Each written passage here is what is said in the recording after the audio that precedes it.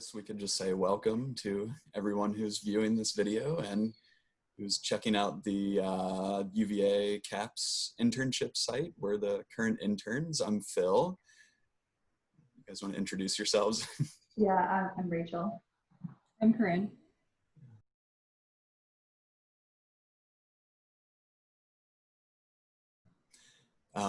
So I guess today we're just talking a little bit about our experiences to give you a sense of the internship site. But I think we'll just go ahead and start off by introducing ourselves. So would one of you like to start with that? Sure. So I'm Rachel Berry. We are interns for the 2019-2020 academic year. So we all started last summer in 2019 and we'll be finishing up here in the next couple of months at the end of the summer of 2020. I am in the PhD counseling psych program at Northeastern University up in Boston, Massachusetts. Hi, I'm Corinne Likens. I'm in the clinical PsyD program at Rutgers in Central New Jersey. And I'm Phil Schulte. I'm in the PsyD and counseling psychology program from Radford University. We have a couple areas that we're going to talk about, but I just wanted to mention some of the ways that, what it was like for me to get started at CAPS, and then also how it met some of my expectations coming into internship. And I think, we're all going to chime in as it feels appropriate. So feel free to jump in at any point. I think when I think back to getting started, I remember we did a lot of training at the beginning, which was a very helpful and rewarding experience. I think, at times it felt like there was a lot of training coming in, but I remember everybody really saying like, it's okay if you don't remember everything. This is really just to kind of get your feet wet and get a sense of the culture and a sense of the experience. Pretty quickly, we started taking on clinical work, and I remember feeling pretty supported in that right away.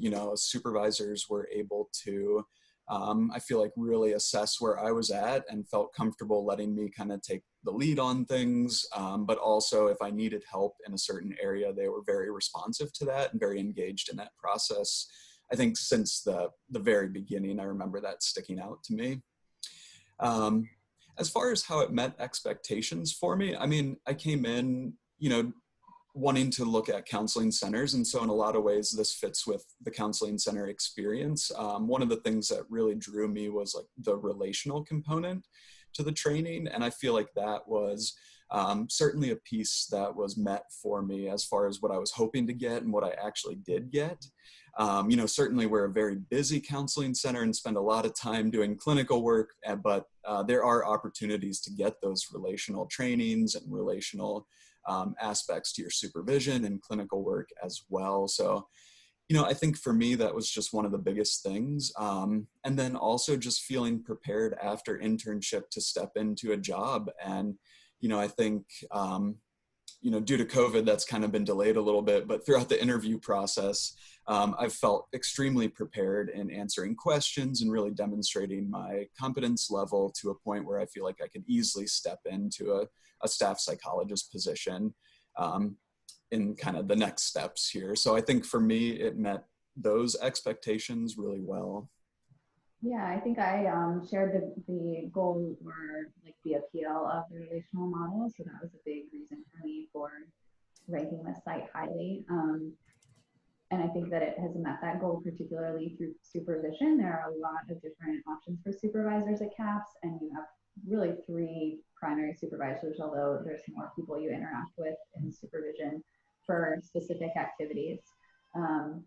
So that piece has been really good and really helpful. And then an additional specific goal I had beyond the goals that Phil mentioned was I've been really involved in the eating concerns team. So there are some opportunities at CAPS to get involved in kind of specialty areas of interest.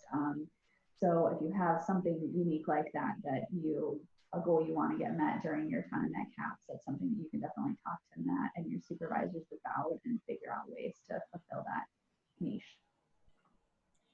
Yeah, I would second that, Rachel. So I'm really interested in queer and trans mental health. And I think that just through talking to supervisors and putting out like what intakes I was interested in, and then also being able to co-lead the LGBTQ group, that there's plenty of opportunities if you have a niche to kind of carve that out for yourself. I'll talk a little bit about a typical day or a typical week at CAPS. So we work from 8 to 5 during the school year with a break for lunch from 12 to 1. And then during the summers, we're on from 8 to 4:30.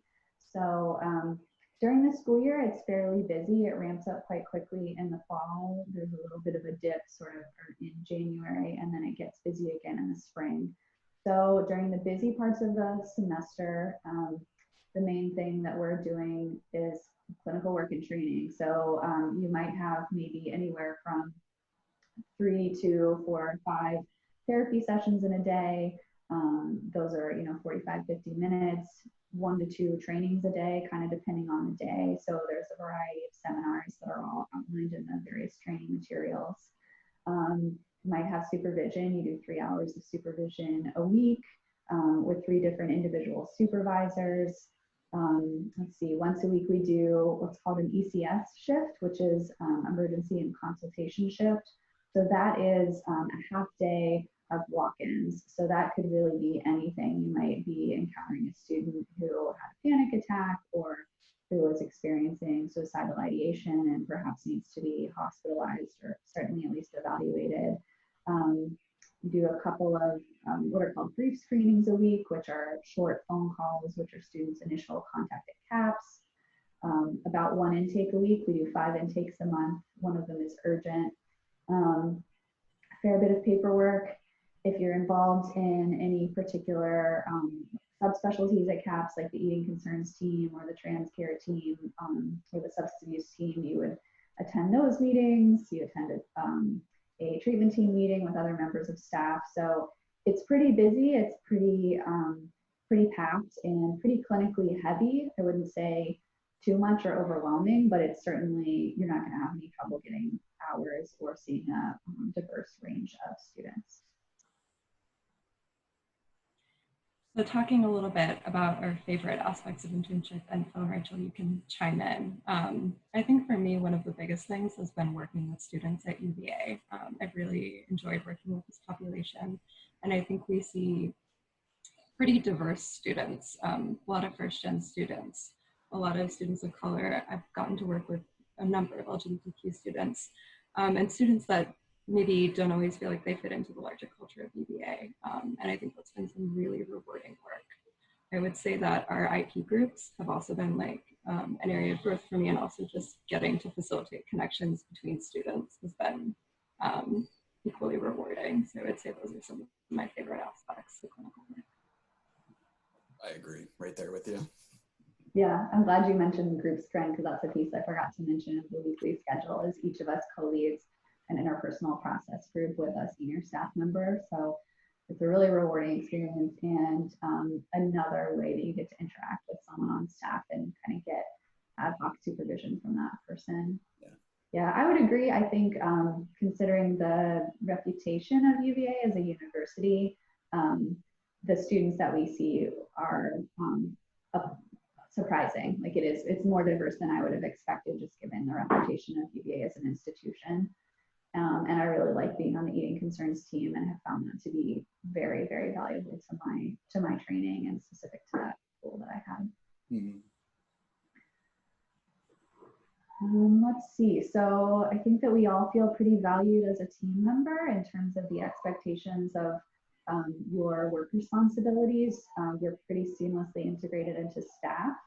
That being said, there is a lot of support and consultation. And so while I think we each feel a lot of clinical responsibility in terms of the acuity and just the amount of our caseload, there's a lot of support available when needed, and not just from supervisors. There's a lot of people with great knowledge and expertise clinically, as well as at the UVA system, that they're always available to support us.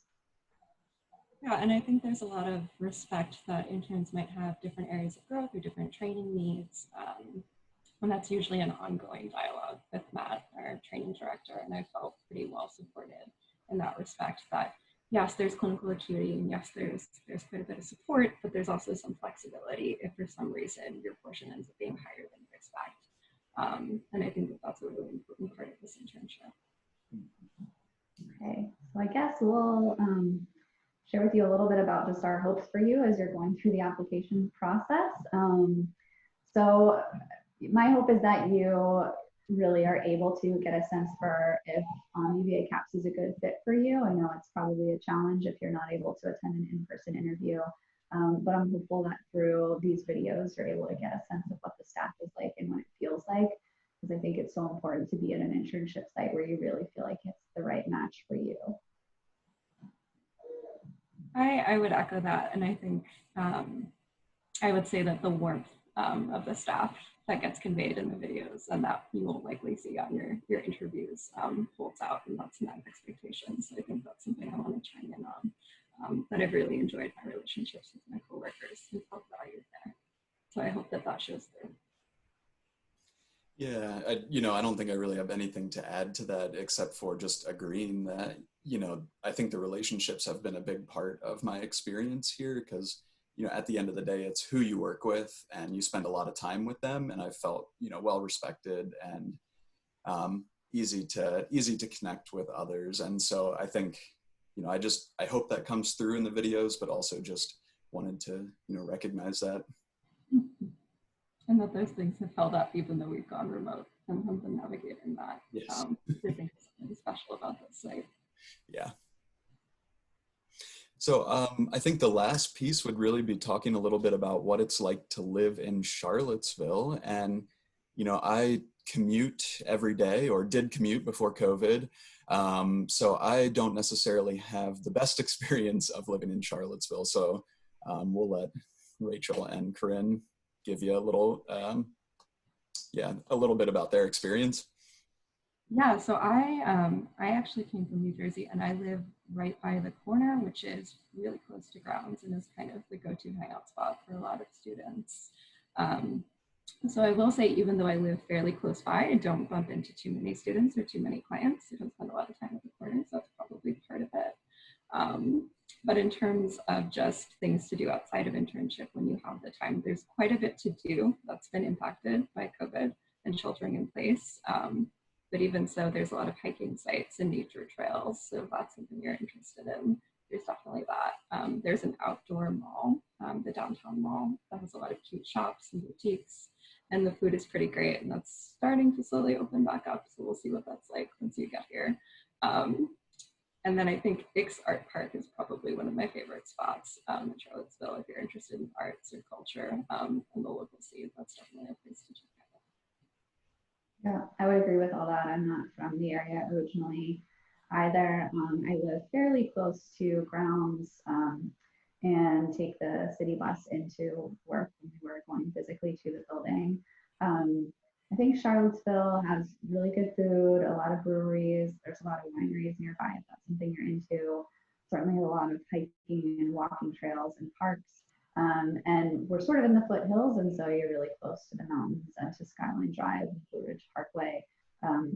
If that's your thing, I think there is a fair amount of stuff going on, especially in the warmer months, concerts and such, which are not happening currently due to COVID, but it is a pretty lively place. And it's a very friendly place to live and to get out and walk around and go, grab a beer or a bite to eat. Well, I guess that's it. So we just want to wish you luck with the rest of your process and hope that this provides, some help in your search for internship, and just wish you luck in that. Yeah, so we hope this gave you a sense of what it's like. And you can always refer to the CAPS training website if you have more questions about specific aspects of the internship.